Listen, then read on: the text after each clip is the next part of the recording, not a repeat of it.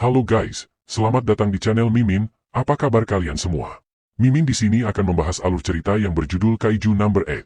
Untuk kalian semua yang menonton video ini, Mimin sarankan untuk menekan tombol subscribe, like, serta nyalakan loncengnya, agar kalian dapat mengetahui video terbaru yang Mimin buat nantinya, dan tidak usah kebanyakan basa-basi lagi, kita lanjut aja ke alur ceritanya. Diperlihatkan orang-orang di kota Yokohama tampak sedang menjalani aktivitasnya seperti biasa, namun, ketenangan itu seketika berubah menjadi kepanikan setelah tiba-tiba saja seekor kaiju muncul dan membuat kekacauan di tengah kota.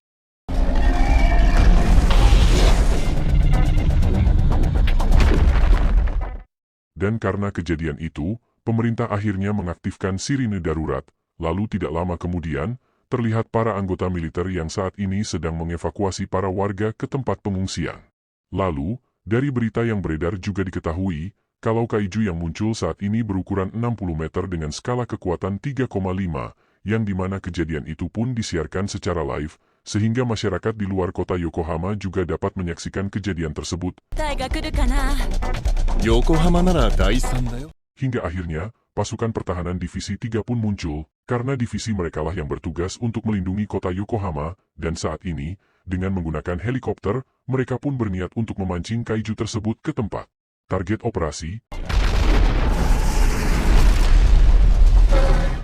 Dan ketika para anggota Divisi 3 sudah berhasil memancing kaiju tersebut, tampak seorang prajurit wanita pun akhirnya muncul lalu membasminya dengan sangat mudah.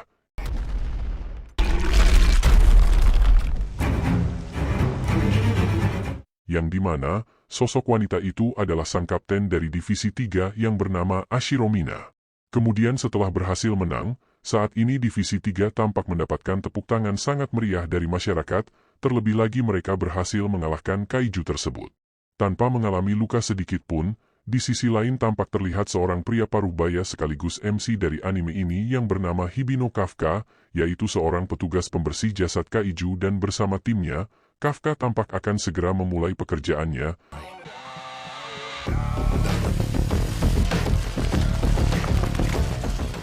Hanya saja saat memulai membersihkan bangkai kaiju, tanpa sengaja salah satu dari mereka mengalami kecelakaan dalam bekerja, dan dengan sangat cekatan Kafka berhasil menyelamatkannya.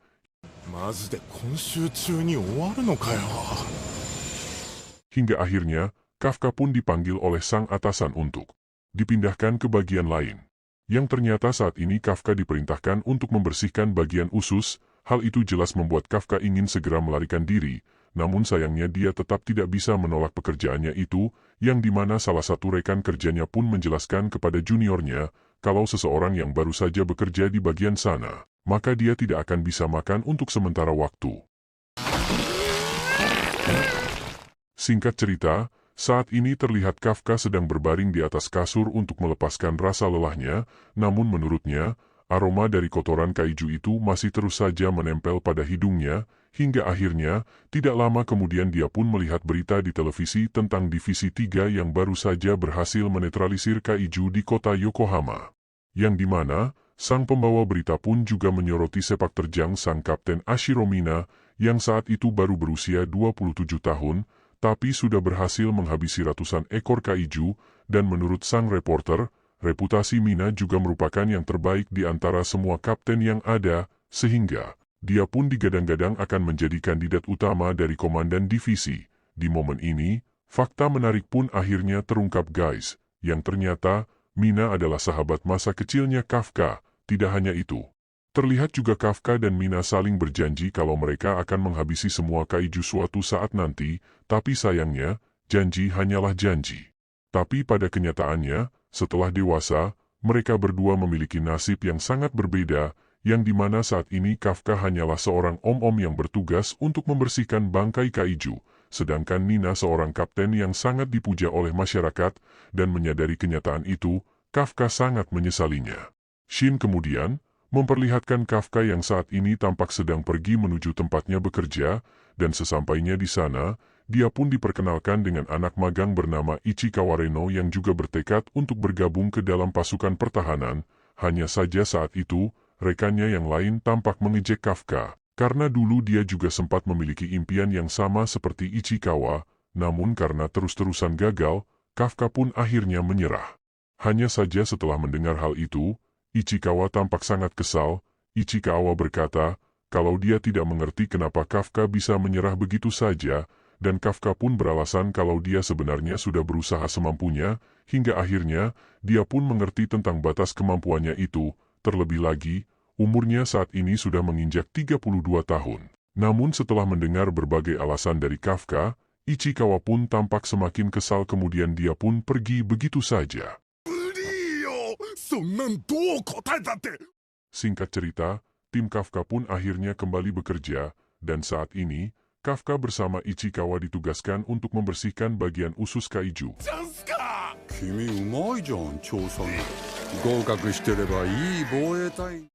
Dan setelah selesai dengan pekerjaannya, mereka pun tampak bersantai di sebuah taman.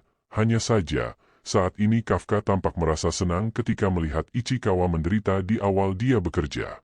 Hingga akhirnya, melihat Ichikawa tidak berselera melahap makan siangnya.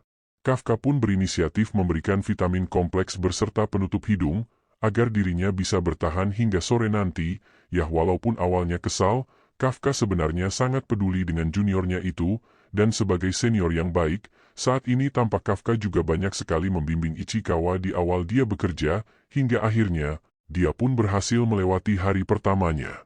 Singkat cerita, sore pun akhirnya tiba, dan saat ini tampak Ichikawa dengan setulus hati mengucapkan terima kasih kepada Kafka, dan tidak hanya itu, Ichikawa juga memberitahu Kafka tentang usia perekrutan pasukan pertahanan yang diperbesar hingga 33 tahun, karena menurutnya saat itu, dia melihat Kafka sangat kesepian. Ketika berkata untuk menyerah dan mengetahui juniornya itu sangat peduli terhadapnya, Kafka juga mengucapkan terima kasih.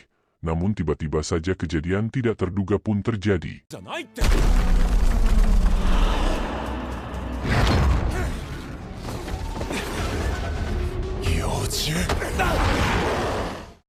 Lalu menyadari dirinya dan Ichikawa saat ini dalam keadaan yang sangat berbahaya, Kafka pun meminta Ichikawa untuk segera pergi dan meminta bantuan kepada pasukan pertahanan. Pada awalnya Ichikawa tampak menolak perintah itu, namun Kafka masih terus bersikeras kalau Ichikawa harus segera pergi karena menurutnya, Ichikawa tidak boleh mati di tempat seperti ini demi menggapai impiannya. Terlebih lagi, mereka juga tidak bisa melawan kaiju itu walaupun tetap bersama.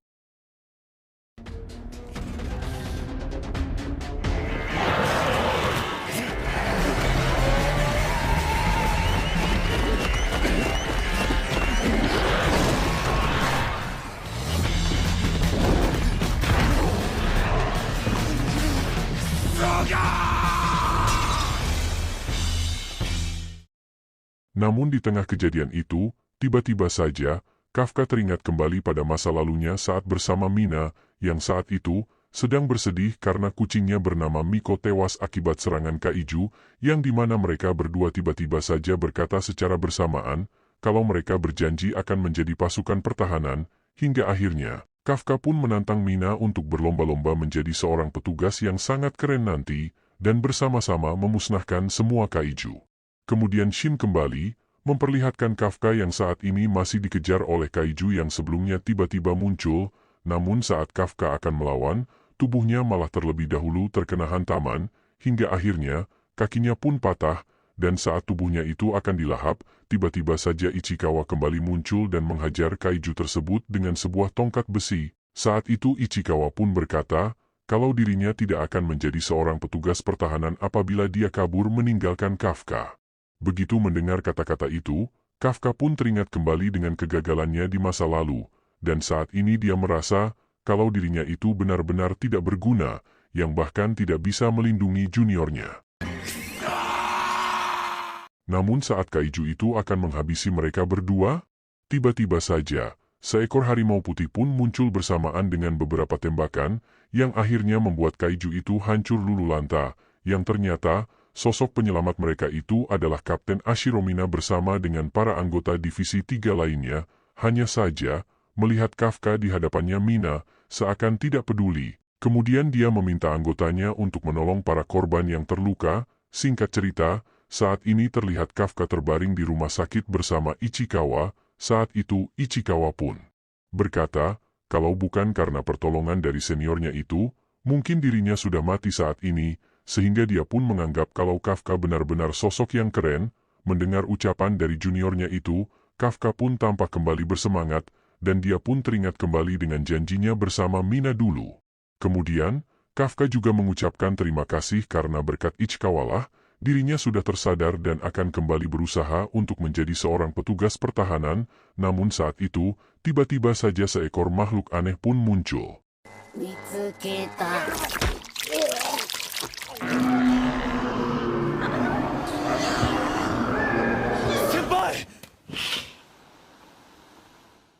Setelah melihat seniornya itu menjadi seekor kaiju, jelas membuat Ichikawa sangat terkejut, begitu juga dengan Kafka, dan sialnya saat itu, muncullah seorang kakek tua yang sedang lewat, lalu kakek tua itu pun melaporkan kejadian tersebut pada para petugas. Kemudian Shin kembali, memperlihatkan Mina dan Kafka di masa lalu saat itu. Kafka juga tampak berjanji kepada Mina, kalau dia akan selalu berada di sisinya, yang ternyata kenangan tersebut masih teringat baik oleh Mina. Hanya saja saat ini dia merasa sangat kesal, karena menganggap Kafka adalah seorang pembohong. Kemudian, tiba-tiba saja dia pun mendapatkan sebuah panggilan tentang kemunculan kaiju di rumah sakit Yokohama, dan saat ini, dia pun segera bergegas ke sana.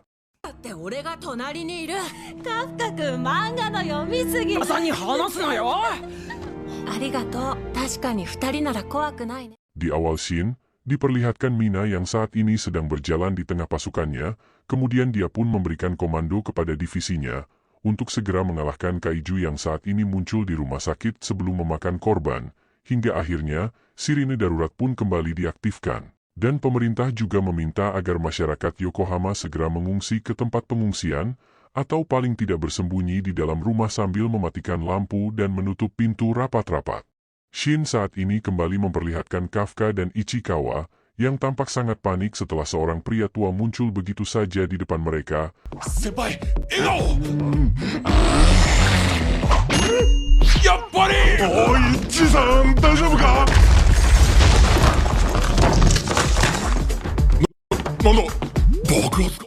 Karena Kafka tidak ingin membuat kekacauan lebih parah lagi, Kafka dan Ichikawa memilih untuk segera keluar dari rumah sakit dan pergi menjauh dari keramaian.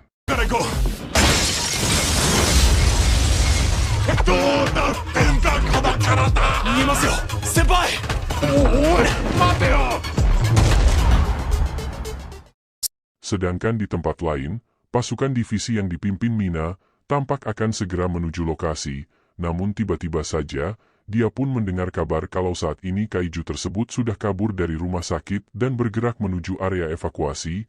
Kemudian Shin kembali, memperlihatkan Ichikawa yang sedang berlari di tengah malam, dan jelas, saat ini banyak sekali pertanyaan yang ingin sekali dia sampaikan, hingga akhirnya, demi berjaga-jaga, dia pun ingin memastikan kalau kaiju di belakangnya itu merupakan seniornya atau bukan. Namun bukannya mendapatkan sebuah penjelasan, tubuh kaiju Kafka malah bertransformasi menjadi lebih mengerikan.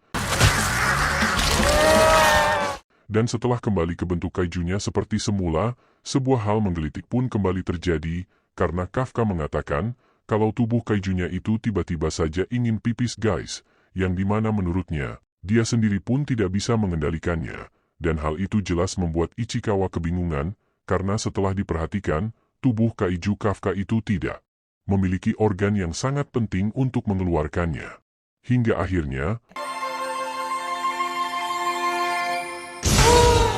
melihat seniornya itu tampak sangat panik karena kejadian tersebut, Ichikawa pun mencoba untuk menenangkannya, dan memintanya untuk segera pergi menjauh, karena merasa situasi mereka belum aman. Namun saat itu Kafka pun bertanya pada Ichikawa, apakah dirinya saat ini masih tetap bisa menjadi seorang pasukan pertahanan. Lalu dengan sangat yakin, Ichikawa pun menjawab tidak, bahkan menurutnya, Kafka pasti akan langsung diserang saat itu juga. Mendengar hal itu, Kafka pun akhirnya menyadari kalau impiannya untuk mengejar Mina sudah pasti tidak akan terwujud, dan dia pun merasa sangat sedih. Kemudian setelah melihat garis pembatas, tadinya mereka akan segera pergi ke sana, karena menurut Ichikawa, di sana sudah tidak ada lagi manusia, sehingga Kafka tidak perlu khawatir akan melukai seseorang. Namun tiba-tiba saja, Kafka merasakan seekor kaiju yang mulai mendekat dari bawah tanah,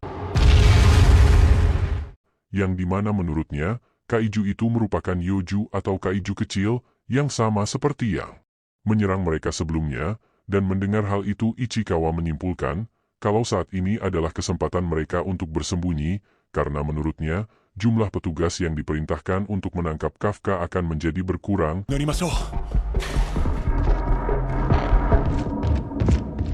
Dan benar aja, di tempat lain Mina tiba-tiba saja mendapatkan sebuah sinyal tentang kemunculan kaiju baru, sehingga dia pun memutuskan untuk segera mendatangi lokasi di mana kaiju baru itu muncul, dan sebagian pasukannya lagi pergi menuju lokasi kaiju pertama yang tidak lain adalah Kafka.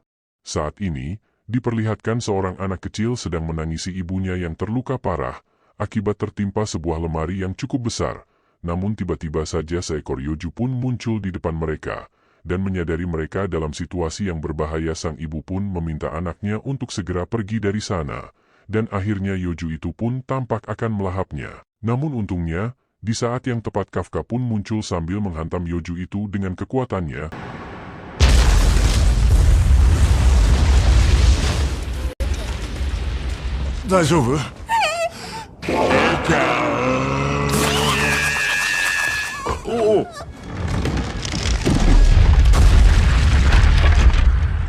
Hanya saja melihat Yoju itu muncul kembali, Kafka pun meminta Ichikawa untuk segera membawa mereka berdua pergi menjauh, sedangkan dia akan berduel 1 lawan 1 melawan Yoju tersebut, yang dimana, tanpa disangka Kafka berhasil mengalahkannya hanya dengan 1 serangan saja.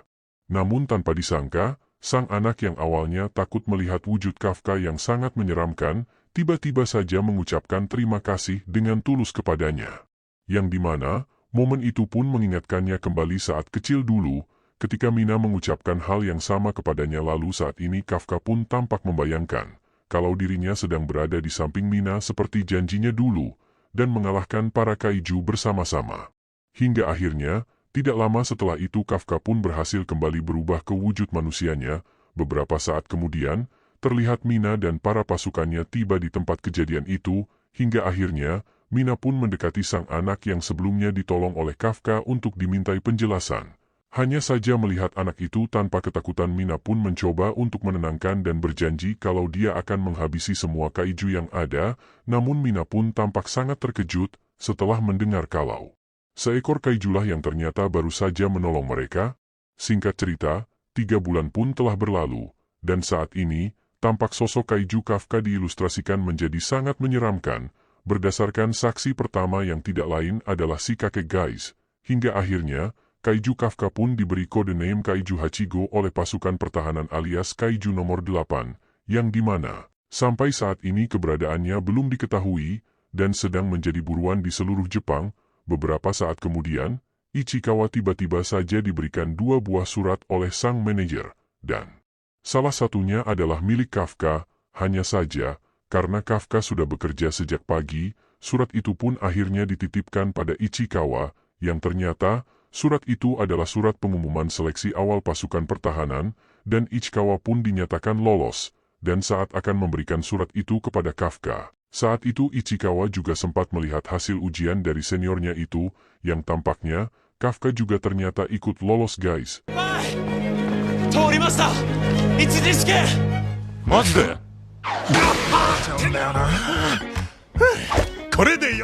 Hanya saja, mengetahui dirinya lolos Kafka tampak biasa saja, karena menurutnya ujian tahap kedualah yang selalu menggagalkannya. Mendengar hal itu, Ichikawa pun bertanya, apakah Kafka akan tetap melanjutkan tes keduanya? Karena saat ini, tampak Kafka belum bisa mengendalikan wujud kaijunya, karena menurutnya, di saat ujian kedua nanti, akan banyak sekali petugas yang mengawasinya. Namun ternyata, tekad Kafka sudah bulat, karena menurutnya, ujian kali ini adalah kesempatan terakhirnya, yang saat itu sudah berumur 32 tahun, dan melihat semangat dari senpainya itu, Ichikawa pun berjanji kalau dia akan terus melanjutkan impiannya, walau nanti senpainya itu mengalami kegagalan, karena menurutnya, mereka berdua itu adalah rival guys. Namun setelah Ichikawa pergi, saat itu terlihat Kafka sebenarnya merasa lega karena sudah berhasil lolos di ujian pertama. Oke lanjut, 10 hari kemudian, saat ini Shin memperlihatkan Kafka dan Ichikawa yang baru saja sampai di pangkalan pasukan pertahanan Tachikawa di Tokyo Barat untuk mengikuti ujian tahap kedua, dan tidak hanya mereka. Tampak para peserta lain pun akhirnya bermunculan guys, namun tiba-tiba saja, seorang gadis datang mendekat lalu memanggil Kafka dengan sebutan Om-Om. Yang dimana sang gadis itu pun ternyata hanya ingin memarkirkan mobilnya di tempat mobil dinas Kafka terparkir, yang kebetulan berada di nomor 55, karena menurut sang gadis, nomor 5 adalah nomor keberuntungannya hari itu. Hanya saja karena Kafka menolak untuk memberikannya, gadis itu pun memperlihatkan setelan khususnya, yang tampak menyerupai setelan dari pasukan pertahanan.